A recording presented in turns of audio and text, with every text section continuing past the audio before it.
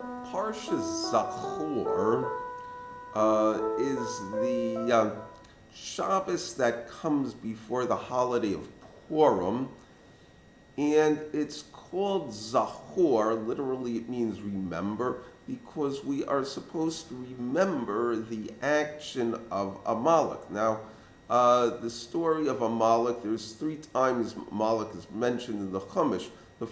The first time the nation is mentioned is after the exodus from Egypt, but before the giving of the Ten Commandments.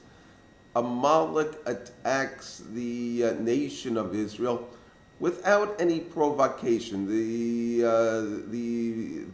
Israelites are on the road, then Amalek comes and simply attacks them for no apparent reason. Because of this unprovoked attack, there is a mitzvah. HaKadosh Baruch Hu says that you must remember this attack and you must totally destroy Amalek because of it. Because Haman is the descendant of Amalek. Haman is the villain of the story of Purim in the book of Esther. We specifically read the section of the Torah that has the mitzvah saying you must remember what Amalek did to you, and you must destroy the name of Amalek. And this is right before Purim. Now, the father of the nation of Amalek is a person in the Chumash named Amalek. Now, he is basically the illegitimate son of Esav, and the idea is that his essence is Esav's hatred of religion. Now, Esav is more of a complex character, and it includes rejection of religion, and Amalek is the one who captures this characteristic of Esav. Esav also took wives from among the Canaanites, shall we say, who were particularly savage. And as a result, what it is with Amalek is it's this hatred of religion clothed in savagery. Now, there's an aspect of Amalek also that he just simply does the opposite of whatever the Jews are doing. So you have a situation where when the Jews are up, Amalek's down, and when Amalek is up, the Jews are down.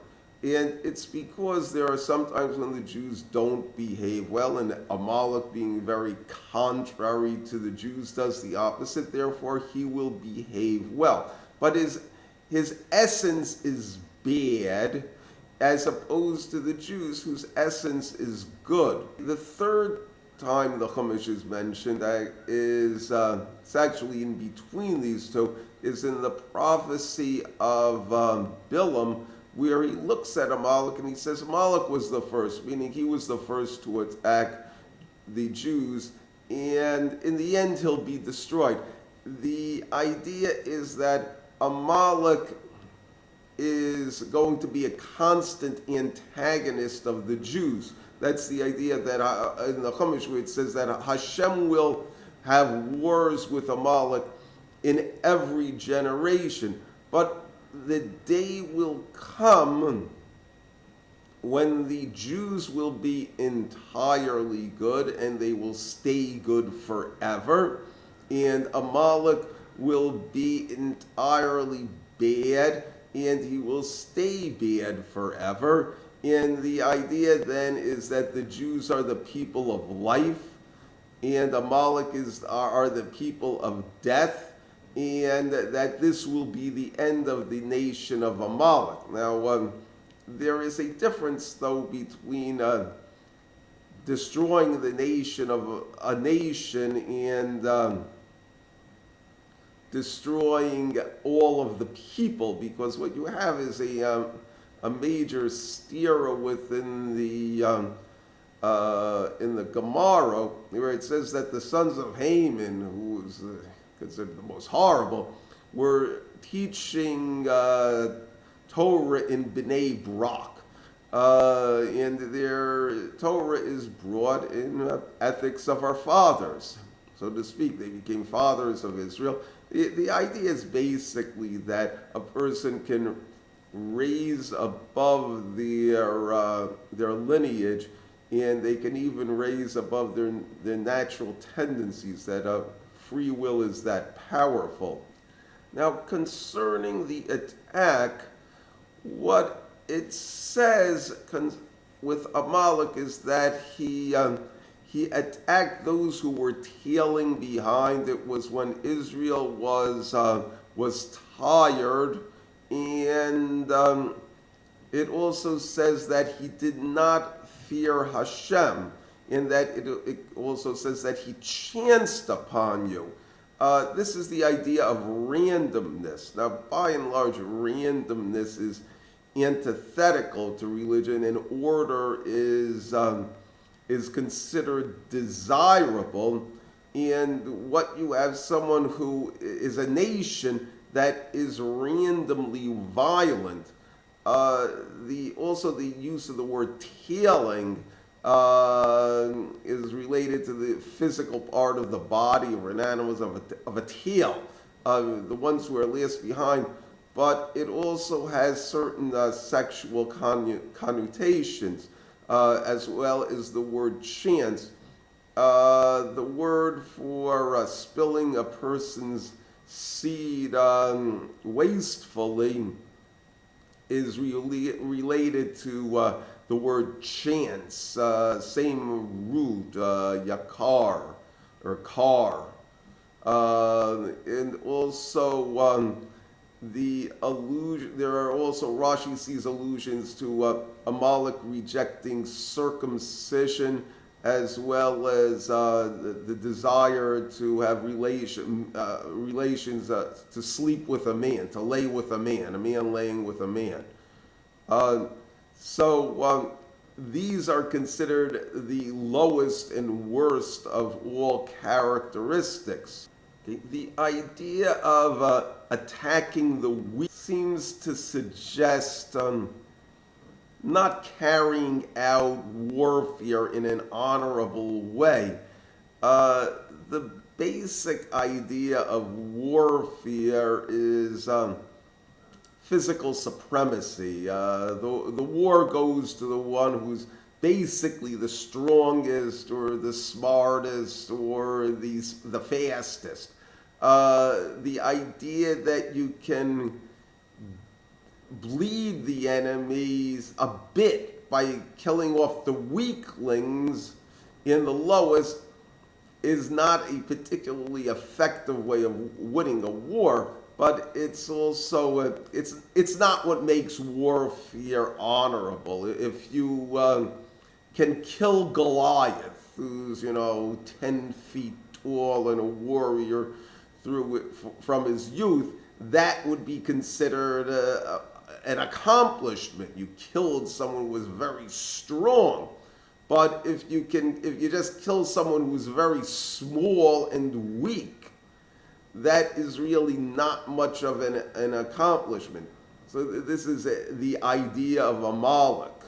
The idea of random chance is related to the story of Purim. Now, in Purim, what Haman does after he decides he's going to kill all of the Jews is he casts lots to see which day he's going to do it on.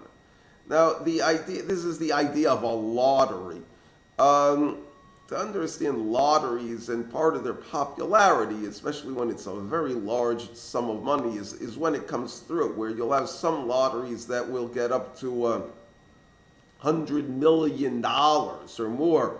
And if you actually watch them picking out the numbers that's going to determine the winning ticket, it's actually quite funny.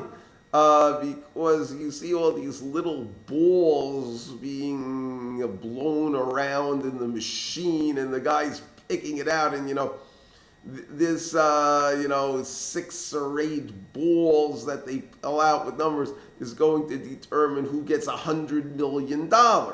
In ancient times, it was more extreme than that, where you would have soldiers who would take cruel pleasure, or after a battle they took captives, and they decide whether they were going to kill a particular captive based on the flip of a coin.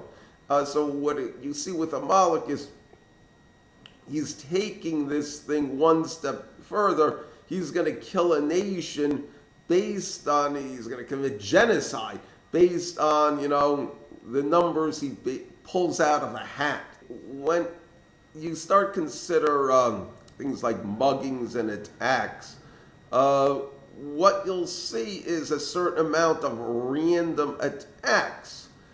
And they're done by people who are at a very low level. And as a result, a person who is a decent person really will not relate to this type of behavior. The people who do it also, in addition to being randomly violent, they're totally apathetic about the consequences, and they may be perverts, and they're often generally sleazy. You can see, this guy's dirty. You will see lotteries in the museum, specifically among religious Jews, where they're raffling off a house. It's an expensive item. But it's a case where it's just a pleasant way to give charity, and it spices it up, but it's more or less of a fundraiser. You'll also have Hanukkah, where you'll spin a dreidel. You'll win something, but usually the thing that's riding on the spin of the dreidel isn't much more than a candy bar. When you're talking about the bigger lotteries, the idea that makes them pleasing to people is that they'll say, look, the dollar that I'll lose every week really means nothing to me. I'll be getting my paycheck next week. You lose $1 just in the normal course of things. I won't even feel this. However, if I actually do win $1 million, and people do win that sort of money, that's going to make a big difference in my life. As a result, it is worth doing. In addition, you may get a certain amount of entertainment value that, the idea that you may actually win may be very pleasing, even though the expected value of the ticket based on a statistical analysis really is nothing.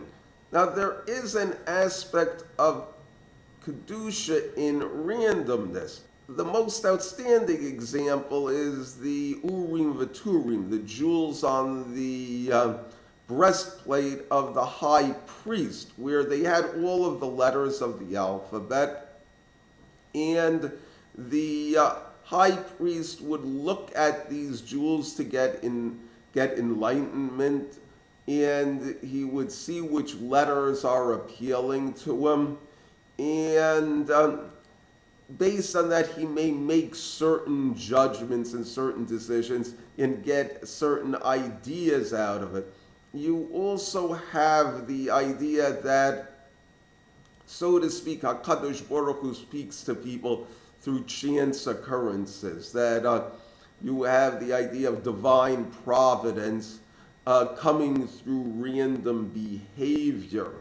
However, even with this, it has to be somebody who has a high priest that is very pure-hearted. They talk about the story of Hannah, the mother of Shmuel Hanavi, where she goes to pray for a son in the temple, and the high priest Eli Hakon accuses her of being drunk. Now, there's a legend that what he did was he consulted the Urim V'Turim, and he saw the letters Kuf, Resh, and Shin. And when he played with them a bit, he came up with the word shikr, which means drunk, which is why he asked her about it. But what he should have seen was the letters Kuf, Shin, Resh, which mean kosher, meaning that she's legitimate. So it comes out that when you're dealing with randomness, to a certain extent, it's a projective test. You see what's inside yourself as well. To go to war for to extend the borders of the land of Israel, the mitzvah was that you had to consult Urim v'Tumim. But the idea, even with that, is that the nation has the sentiment. They're enthusiastic about going on to this expansionist war, and they want to see whether heaven is on their side, and therefore they consult the Urim v'Tumim. If it comes out that it's negative, then they would not be able to go carry out this war. So it comes out that the randomness will not create a war, rather it will stop a war. It would seem that one of the objections to Amalek is that you basically can't have a nation that will engage in a serious war frivolously. So to speak, what you're getting is a death penalty for a nation that revolves around seriously abusing the power to make war. That's what it comes out. That to go to war, and the big one, it has to be a very deliberative judgment, and a person has to have a very good reason to go to war. Even if you're going to say it's a war of conquest, you have to think about these things very carefully.